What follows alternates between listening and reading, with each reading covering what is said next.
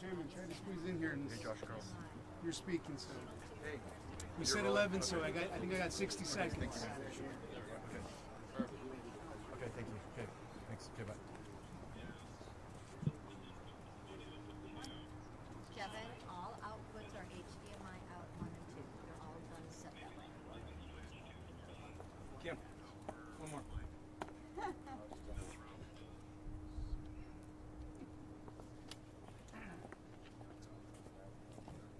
Okay, just start recording, please. Hey, Kim. Can I get one more, Austin?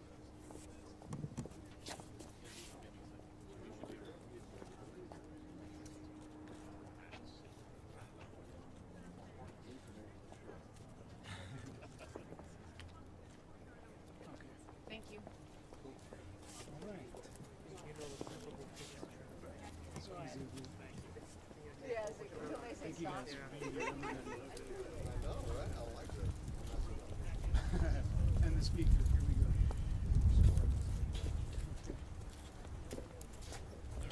Speaker, squeeze in here. Want to bring the speaker in here somewhere? You want to come over here on this side? Yeah, let's squeeze you in a little bit. Where everybody can squeeze him in here. Let's squeeze him in here. Okay. Sideways thing? Yeah. That way we can all fit you, right? Alright. Just a little bit. Just a little bit. Thank you. Oh. Okay, everybody, thank you for coming this morning. We really appreciate you being here.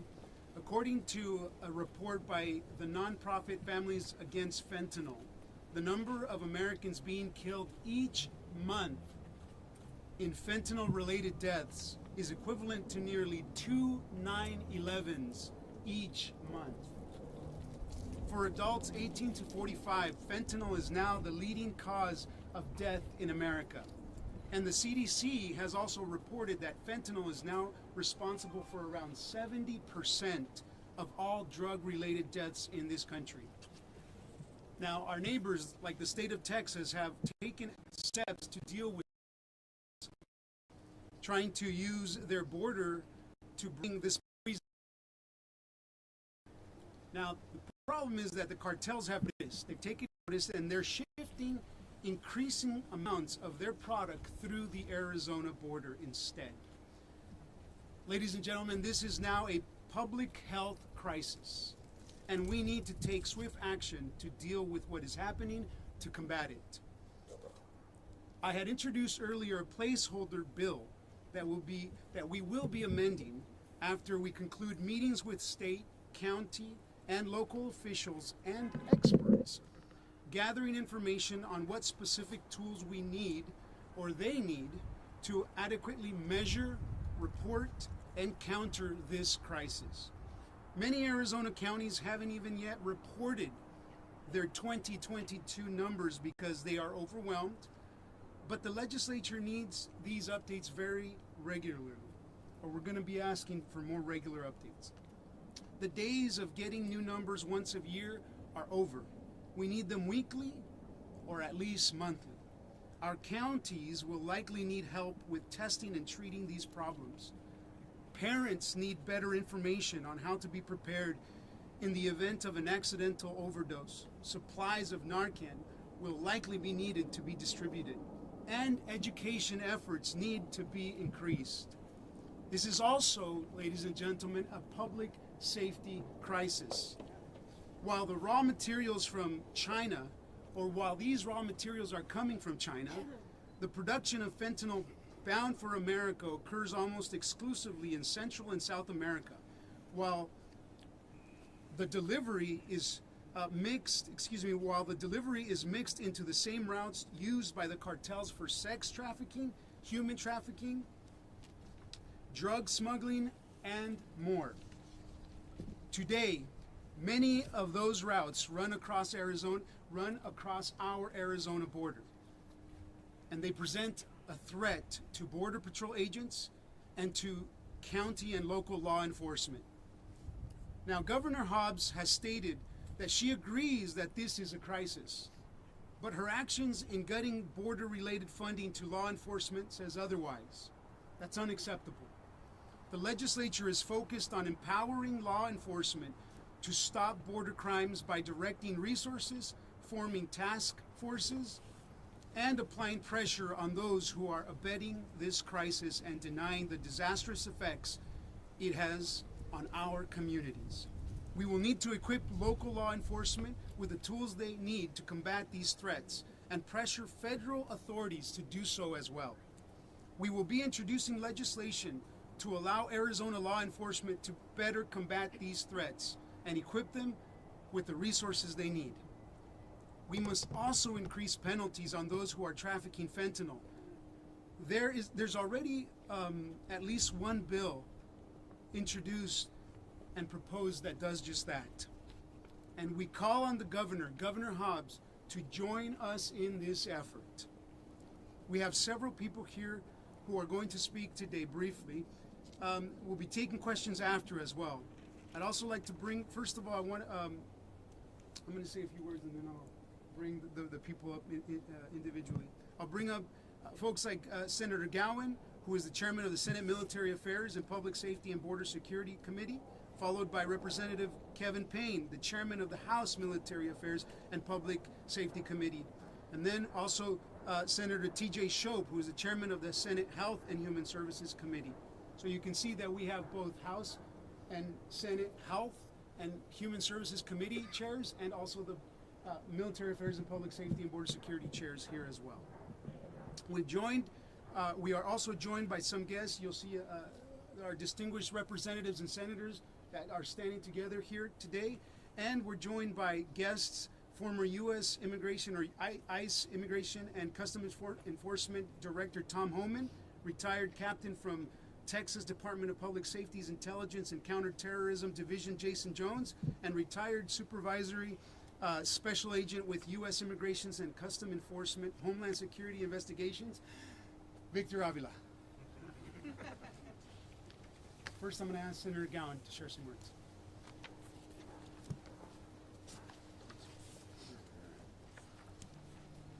All right, thank you all for coming, and thank you to the people standing up here today with us, in support of the border region, in our state, and the great people of this great nation. Representative Montenegro did a good job describing how grim the situation is down there on the border, and I won't take a lot of your time echoing that, because he said a lot, but I can speak for Southern Arizona in particular and confirm that the problem is very real and is epidemic, and people are right to be upset that their government knows about this problem and has not yet solved the situation. And that's a major thing we need to solve. I look forward to working with the various interested parties to craft solutions and get the tools they need into their hands as quickly as possible, such as yours coming up. I know that my committee and the Senate will be eager to take this on and get quality legislation to the governor's desk as quickly as possible. I'd expect bipartisan support because this is obviously not a partisan issue. I think Senator Shope will end up hearing the health-related legislation, so I'll let him speak that issue. But I look forward to co-sponsoring passing good bills on both topics. So, Representative Payne, I think you're coming up next, and and I invite you to come down to the border as I've always done to the press. Come down to the border, see what's happening down there. You're welcome to. Representative Payne. Thank you.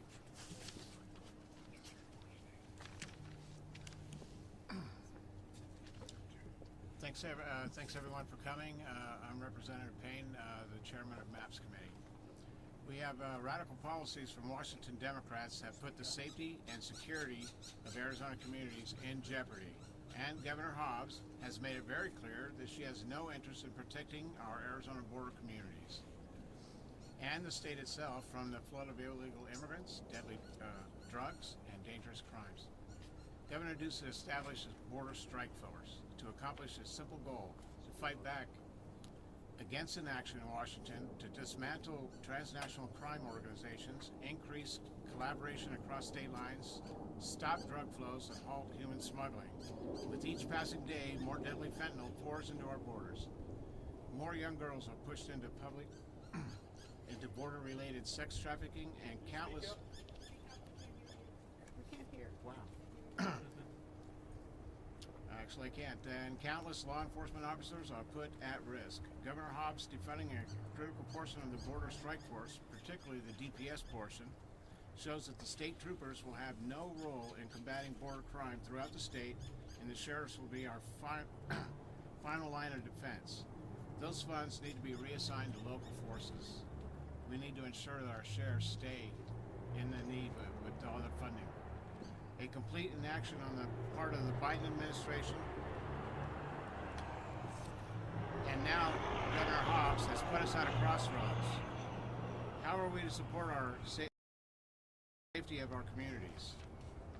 Law enforcement agencies at the border and throughout our state are overextended, with illegal immigrants flooding across the border and flowing into the rest of the state. Is this a time to roll back border-related funding? I think not. Thank you. Senator Scholl. Can they use a microphone? Thank you. The quick mic check for everyone. TJ Shope, SHOPE for the spelling. Legislative District 16, mainly Pinal County. We are here today, and for those of you who are new to the Capitol community, it should come as no surprise to you why I am standing here before you today. I have a family from what I consider the greatest part of the state of Arizona, and that is our border communities on both sides, both in Sonora and here in Arizona, and proud grandson of a former agent of the Border Narcotics Drug Division, that precursor to the DEA as well. So, as a health chair, I can tell you that having been here during the 2018 session, we successfully launched an initiative to combat opioids that were flooding the state of Arizona. Since then, however, fentanyl has similarly emerged as a serious problem in the state of Arizona, and dare I say nationwide. It is the increasing prevalence of this distribution, however, in our state that has led to an increase in substance use, and one only has to walk within the blocks of the confines of this Capitol here to see what that looks like in person, and a greater need for mental health and substance abuse prevention, and as well as recovery after that prevention. As the overdose crisis continues to evolve, communities of color, especially those like my legislative district, which is predominantly made of people of color, are seeing the fastest rising statistics of overdoses and deaths of Arizona citizens. I just spoke last week to the Vice President of the Tanahata Nation, and we discussed some of the things that they're doing in conjunction with their federal partners as well. There are good law enforcement officers out there doing great work. They're simply outnumbered right now, and once people have become hooked, unfortunately, the services that are provided to them are not near enough. And on the back end, the recovery programs that are provided are not enough to end the addiction to these awful drugs.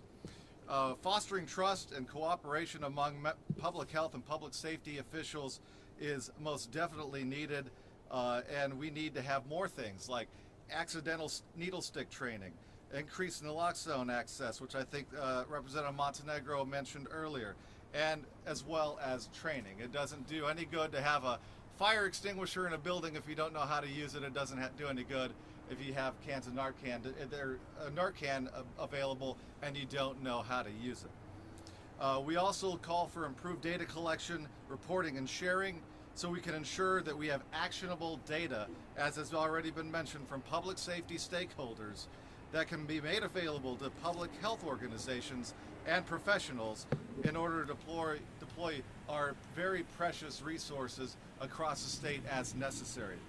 Lastly, we're here to support, and we need to empower our law enforcement officers in that law enforcement community, that they have the adequate resources to prosecute known traffickers to the fullest extent of the law, and to deflect those to treatment for those who it is appropriate. Folks, this is as mentioned, the public health crisis, I believe, of our time. It is time for us to step forward and take care of it. And we have partners, I know, in the law enforcement community who deal with this situation on a daily basis. This is not about just putting people behind bars in a prison where they're forced to waste the rest of their life away. This is going to be about turning lives around if they are able to and if they are willing to do so. So thank you for being here today. Before I introduce briefly the next one, I want to thank all of the senators, representatives. We have the House leadership here, Mr. Speaker, Mr. Majority Leader, Madam Whip. We have leadership in the Senate as well, all the representatives and members that are standing here together in unity. Let me introduce Tom Homan to say some words too. He has served as Acting Director of ICE, Immigration Customs Enforcement. Mr. Homan. So out of the norm, I'm not going to talk about illegal immigration too much, except for this. When you have a crisis this big,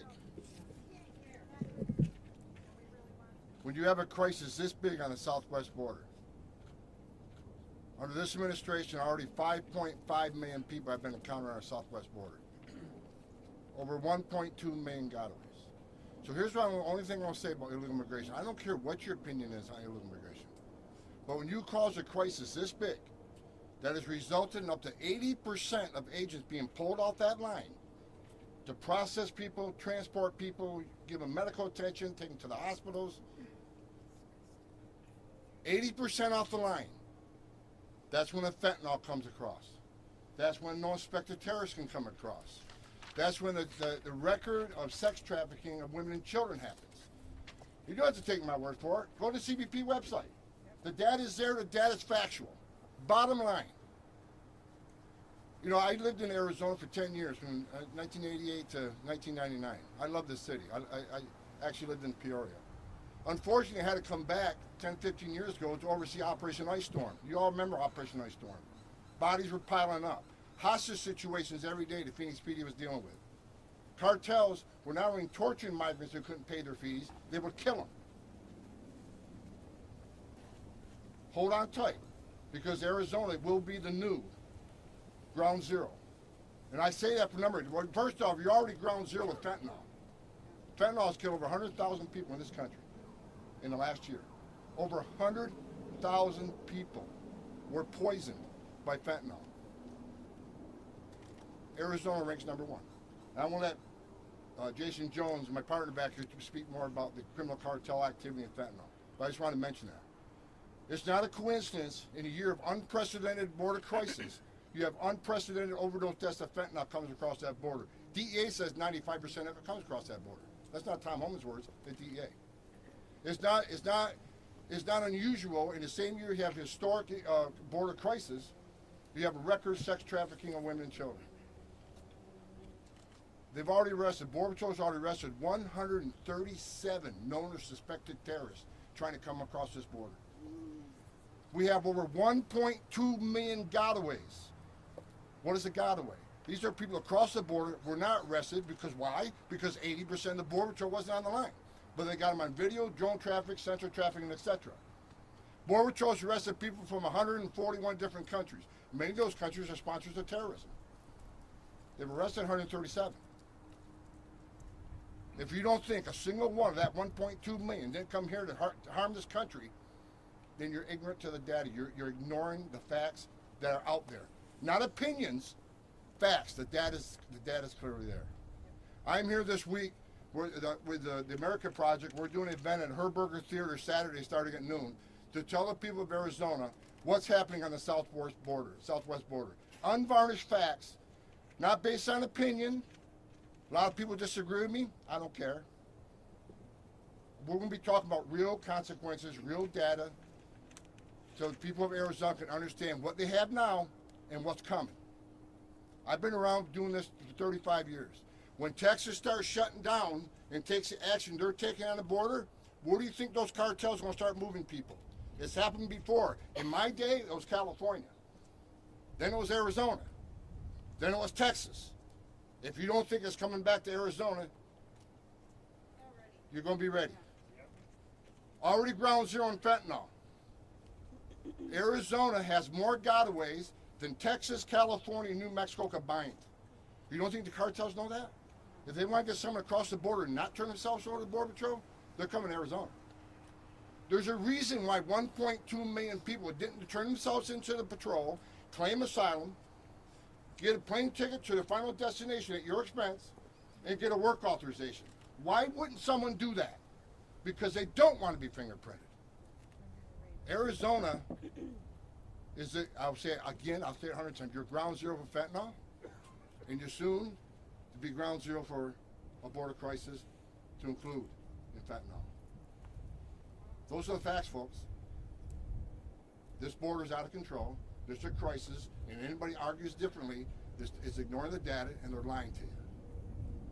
With that, I want to introduce retired captain from Texas DPS, Jason Jones. There's no better expert when it comes to cross-border crime, cartel activity that works those transportation routes in the United States, and the fentanyl crisis we're dealing with. With that, my good friend Jason Jones. Thank you, Tom. Ladies and gentlemen, how's my audio? Good? Good to go? I want to say a few words here. You are told about what's happening at the southwest border through the lens of immigration by most of the media, that is what is impacting this country. I want to tell you what you're not told, and that is how the Mexican cartels, what they are doing today is impacting Americans all over this country at unprecedented levels. What you are really witnessing is the largest U.S. intelligence failure since 9/11. Yes. I want to say that again. The largest U.S. intelligence failure since 9/11. We have lost 100,000 citizens to these cartels, and they are not criminal cartels. There's not a terrorist organization in the world that has been responsible for killing so many Americans. So how do we fix this problem? First, when I retired from the state police in Texas, I went public to try to get them designated as foreign terrorist organizations. This is one of the first steps we've got to take them on. Second, we must look at them in the totality of what they are today in Mexico, as they have gone from organized crime into an insurgency, into terrorism, and today where we see them as a true parallel government in Mexico. And many of you in the media saw this play out around the world as Ovidio Guzman, the son of Chapo Guzman, was arrested and Culiacan erupted for the second time. It is time to take on these cartels. There are families all over this nation that are hurting. And I have talked to them from Philadelphia to Washington to Nebraska to Texas to right here at Ground Zero. The Sinaloa cartel is responsible for the fentanyl epidemic impacting your state and your citizens. The one cartel. They control all the plazas on the Mexico side. And last week we even broke a story showing how they had a base just on your border south of Aravaca and were shooting at a drone from Mexico. This is happening on your border and impacting every one of your citizens. Now let's talk stats for a second, because never mind perception and feelings. DEA in 2022 seized, just this one agency of 18,000 seized 50.6 million fentanyl pills nationwide. Phoenix Field Division seized 25 million of those pills. So when you hear you are ground zero, you absolutely are. And that unsecure border is directly responsible for that. Another solution we've got to do is hit their labs and hit them right now with a sense of urgency. This is absolutely doable. And I can tell you that as somebody that has built programs when I ran the Texas Rangers Cross-Border Operations Center, working with the Mexican government and U.S. intelligence agencies. Don't let anyone tell you that what we are dealing with is unfixable, because it absolutely is. What we are dealing with, though, in many of the federal agencies that we've got to fix here in this country is the institutionalized cowardice of the leadership to not go after them, hold the Mexican government accountable, and go after the Sinaloa cartel leadership. And with that, I'll close. Thank you very much. Victor Avila. Some quick words. Obviously, I reiterate a lot of what my colleagues have stated here. As a retired Homeland Security Investigations Special Agent, I investigated the drug cartels. I investigated the human traffickers from Mexico into the U.S. I know exactly the imminent threat that we face in this country from these criminal organizations. My partner and I were ambushed in 2011. Special Agent Jaime Zapata was killed next to me as we were ambushed by the Zetas cartel, and I survived being shot 3 times. So I know firsthand the evil that these cartels bring to our communities. Besides the national security issue, the public safety issue is what we have to concentrate on because it doesn't just affect the state of Arizona. You're ground zero, but it is a ripple effect to the rest of the country. I want to say something to our Spanish-speaking audience as well, porque el fentanilo no les afecta nomás a los que hablan inglés, pero a los que hablan español también. Y el fentanilo es un problema muy grande y es algo que tenemos que tener mucha atención a nuestra frontera. Para los que no hablan inglés, tienen que entender el problema que tenemos en la frontera con inmigración ilegal y el fentanilo con las drogas y los carteles. It's something that we must come together as a community to understand, and one of the senators said it right, this is a non-partisan issue. Fentanyl doesn't know and doesn't care what party you belong to or what your ideology is. It will kill you, and it's killing our youth. Now, the number one death of fentanyl are among the youngest, our college-age students. They're taking, and these are families, by the way. These are normal families. These are not junkies. These are kids that sometimes are experimenting and do not know what they're taking. They're not. They might be experimenting with a Adderall pill in college or a Xanax that they get off the internet. This is how the cartels operate. They will get to our children. We must communicate with them. With the America Project and their help, we're trying to bring that awareness to the rest of the country, especially starting here in Phoenix. This Saturday, we're going to tell you the realities of what the border brings, plus the ripple effect and what you expect to see, and the truth. Plus, we're going to bring real solutions that you can do and work with your legislators, work with your elected officials, and make those changes to make your communities better. Thank you. Victor Avila, Victor Avila, A-V-I-L-A. And really quick, minute by the Majority Leader, Leo Biasucci, and then we'll take some questions. Hey guys, I just wanted to touch real quick and let you guys know that as the majority plan is we roll out every year, our majority plan, the border is #1 on that list. And every member behind me here who are all Republicans, that is our priority to make sure our border is protected. So we're doing that. We've done that in the past. Last year, we passed HB 2696, which was the first time in history for Arizona to prosecute human smugglers. And that was directly because of the federal government not doing their job. So as Republicans, we are ready to take this into our own hands in the state of Arizona, which we've shown to do. Cochise County, I am proud to say that they arrested, for the first time in Arizona history, they've made the arrest of a human smuggler, and they will prosecute under Arizona law, now that that's now law. And so I hope that you all take the time to ask Governor Hobbs what her plan is, right? She talks about that she's gonna help with the border. What's her plan? Because that's the question you need to ask. When she sends the signal that she wants to give $40 million to illegal immigrants to go to universities, when she wants to strip the border strike force, she is not here to help the Arizonans with our border crisis. We are as Republicans. So we're ready to fight, we're ready to protect our citizens, we're ready to protect our young children, young adults who are dying from fentanyl, we're ready to stop human smuggling and human trafficking. You need to ask her, as Arizona citizens, what is your plan? Because we are ready to do what we need to do to protect every single citizen of Arizona. Thank you guys. And then Steve, you can please take the question. We'll take a couple questions, but first, tell us who you're with so that we know. Some ground rules, please. We only have a few minutes. Let me go here real quick. Stacey Barchinger with the Arizona Republic. Speaking of the governor, last week she signed a contract to change how the state is transporting migrants and asylum seekers from the border to D.C. I wonder if any lawmakers can comment on that. I mean, she is doing something.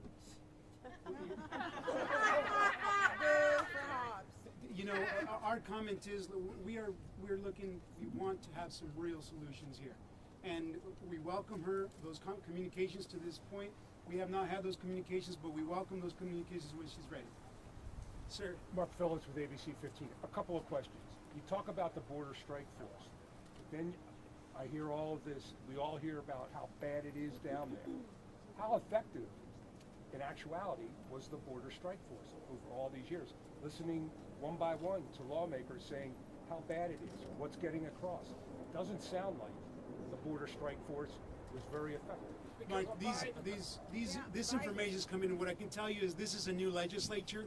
We're looking at the data that's coming in from 2021 and 2022, and a lot of these members are new. A lot of these members who have been here have been trying to fight this fight. So this legislature is looking at the information that's coming in now and what we can do moving forward. Now, just to follow up, please. Yep. I'm just a citizen, constituent. I wanted to know, as a citizen, people don't really realize that human trafficking is next door to you. And I've sometimes wondered about some things that I see, but as a citizen, I'm scared to call. Who do I call if I think that if I see a lot of young people coming in and out of a house or a building? I'll tell you what, ma'am, if you always see a crime, of course you call local law enforcement if you see something that's happening. But there's many, let's have some communications offline to give you some information. I wanted to follow up. Let me go to the young lady before you, sir. Young lady.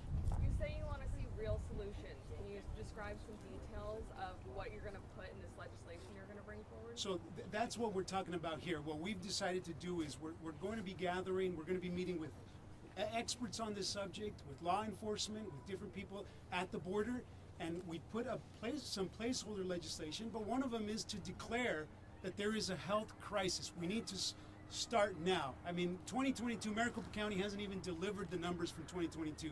We're still waiting for those, but we know that the deaths are happening. So what we've done is we've already introduced some legislation. There is placeholder legislation. As we move forward, there's going to be task forces, experts meeting with members so that we can decide what the best course of answer is. But the most important thing that you, the press, the people need to know, this is a crisis that cannot be ignored. Sir, one more question. Let me address that real quick.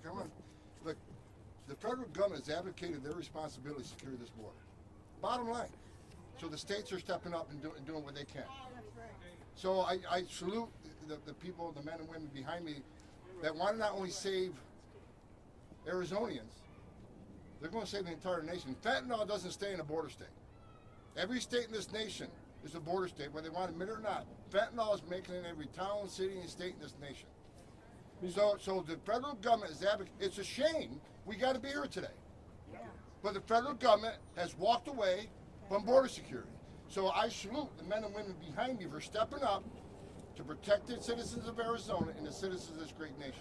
Mr. Shell, Question for one more. We got time for one more. Is there any sort of legislation that's going to be cracking down on tech companies or working with tech companies in terms of recruitment with minors and teenagers? And if so, what would that look like on a state level when it comes to working with those tech companies? I'll tell you what, right now, the focus is making sure Arizona understands this is a public health crisis. This is a public safety crisis. And we're talking about fentanyl, we're talking about drug trafficking, human trafficking, sex trafficking, child trafficking across this border. It's a porous border. Fentanyl is killing our kids aren't blue or red.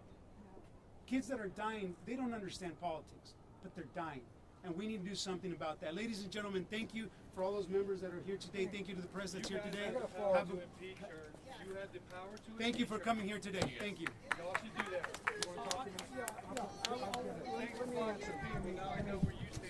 Let me answer your question.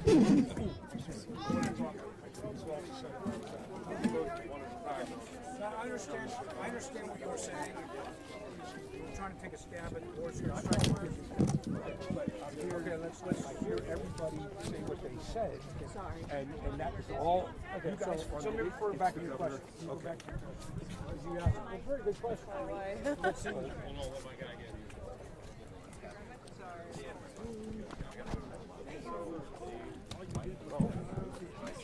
So on the success of the border strike force. Okay. On the success of the border strike force, if you kind of like notice and we're listening, when the border security strike force is set up, which is actually a counter drug operation by DPS, everything shifted towards Texas because we had secured down, and DPS working with DEA and the other federal agencies, they did a lot of seizures, especially referring to what was happening here in Phoenix, working with Phoenix PD and that whole coalition. But they actually was able to stop most of it. They could, but it all shifted towards Texas. That's why Texas is having a big crisis. Now they're locking it down, and now they're coming back. They're coming west. Now, back in the mid-'90s, when President Clinton was in office, and they wanted to secure the border in San Diego. Okay, I was in the Marines at that time, and then I organized Operation Gatekeeper, which built those old airstrip. You see the old airstrip matting fence? That was all done with Marine Corps personnel and equipment that built that fence. So it shifted everything back by the way. In the mid-'90s, all of a sudden the guys here on the border were finding a big shift coming over from California into Arizona because those fences were working. Now, Governor Ducey put up those big containers, and actually the federal government started jumping in there and interfering. And that's why we have a problem here. So the federal government needs to get out of the way or do their job. Let us do our job. But unfortunately, we don't have a governor that's willing to do that. Let me ask. Hold on, sir. Don't walk away. Yeah. So the Border Security Strike Force is working. Why? So it was working. Okay. Yeah. Haven't seen any numbers to indicate that, but I'll take your word for it right call now. DPS. They have those numbers. They've had the seizures, and then we try to get that out as best we could. Governor says her door's open. Why hasn't anybody knocked and walked in and said, hey, let's talk about this? As I'll talk to Senator Shope, it sounds like a lot of what she wants to do is what Senator Shope wants to do. Well, maybe I'll go up to him.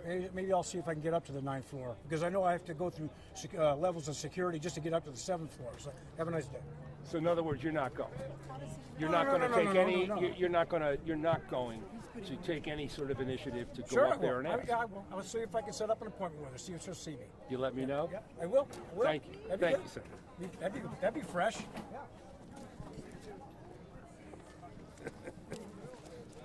You'll let me know on that one, I too. will. All right. I got your back, brother. So, Senator, you said a lot of things out here today about the need for alternative ways of dealing with this. Right. It sounds like that's exactly what the governor has proposed in terms of her shifting money around to deal with issues along the border.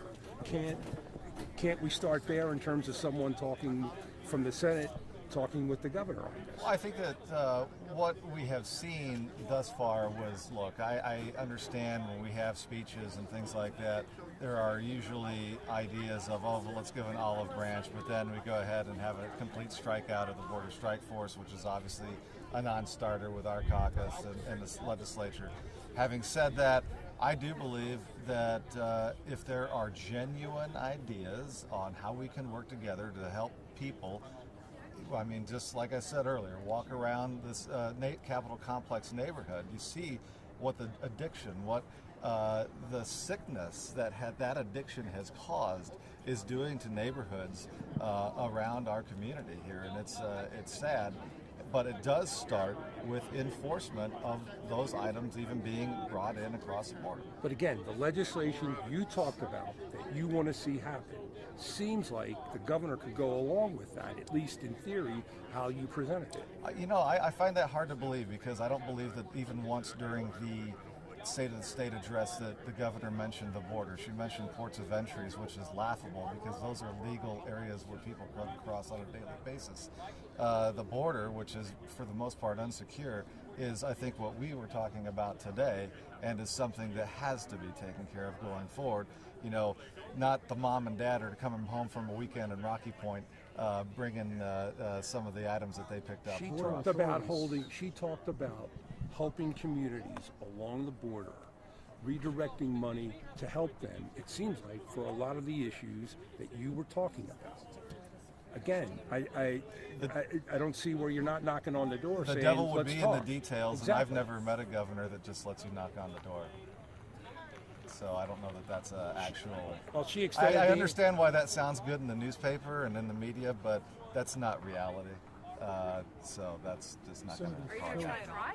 Senator Shope, I could try to get to the elevator and knock on the elevator, but the button doesn't actually let you get to where you need to go. Senator Shope, border authorities say most fentanyl comes through the port of entries. Is that Right. not your understanding? I believe that there is a tremendous amount that probably does come, but if you ask them, they are completely overworked, and you have to look no further than the wait times that currently exist in the Nogales Port of Entry, Mariposa, down at Douglas, and Yuma and San Luis. You have had so much of a shift from the resources that are here in Arizona to places like Texas, where it has been overrun. That, look, these folks are true crime syndicates.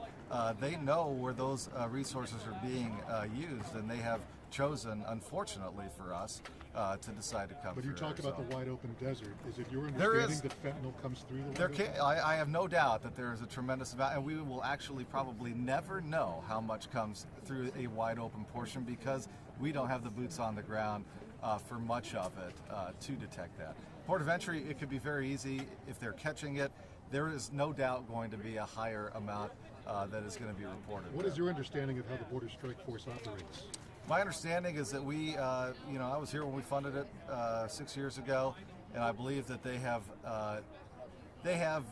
chosen to go ahead and be around the state in these types of crimes, and that includes, whether it's human trafficking, drugs, etc. Last year, fortunately, we had a windfall in finances, and we were able to begin truly devoting, I think, the funds that are truly necessary to help achieve their overall mission going forward. You gave So them more money hopefully, than they asked for. hopefully that is going to be helpful going forward. Unfortunately, though, we'll have to go ahead and have an argument on the semantics of what we're going to call that and what that looks like with the governor.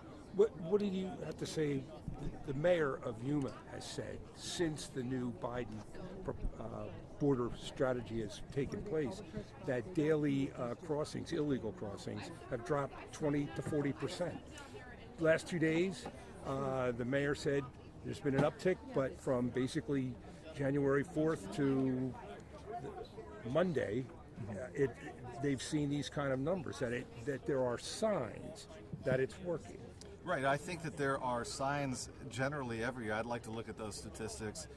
This time of year, there are traditionally much higher of illegal crossing in that Yuma sector at this time of year due to the industry that exists in the Yuma area, producing the lettuce for the rest of the North America. Essentially, there are more folks on the port of entry. That could be an explanation to that, because of that cross traffic for work that exists on a daily basis. If you've never been there to check it out, it's truly amazing what happens down there. But that is probably because more resources are there processing folks legally coming across. Okay, all right. Appreciate it. You bet. Thanks.